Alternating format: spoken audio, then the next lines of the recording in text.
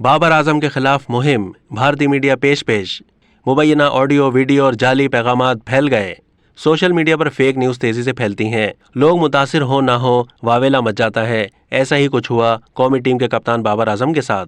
कप्तान की मुबैना audio video leak होने और बेबुनियाद पैगामात को उछालने का मामला सामने आ गया। सोशल मीडिया पर मुख्तलिफ अकाउंट से एक ही वक्त में इस इशू को उछाला गया और उनमें से कुछ अकाउंट्स रिपोर्ट करने के बाद बंद भी हो गए, लेकिन मुबैना ऑडियो वीडियो और जाली पैगामात फैल गए।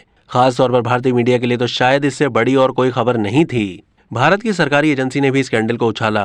रिपोर्ट्स में बेबुनियाद और जाली पैगामात के हवाले से लिखा गया कि बाबर के साथी क्रिकेटर की दोस्त के साथ होने वाली बातें सामने आई हैं। भारतीय प्रोपेगेंडे के बाद ऑस्ट्रेलवी मीडिया ने भी इसको रिपोर्ट किया, जिस पर पाकिस्तान क्रिकेट बोर्ड ने सोशल मीडिया पर ऑस्ट्रेलवी टीवी से बाज़ाब्ता एहतजाज किया और कहा कि मीडिया पार्टनर होने के नाते बाबर आजम पर लगे बेबुनियाद इल्ज़ामात को नज़रअंदाज किया जा सकता था। पीसीबी का कहना था कि इन बेबुनियाद इल्जामात को बाबर आजम ने जवाब देने के काबिल भी नहीं समझा, लेकिन एक मायने खैज ट्वीट जरूर की थी। बाबर के करीबी जराये का कहना है कि ये उनको कप्तानी से हटाए जाने की मुहिम का हिस्सा है। अब तक के लिए इतना ही। मजीद मालूमात के लिए डेली जंग के यूट्यूब चैनल को सब्सक्राइब कीजिए।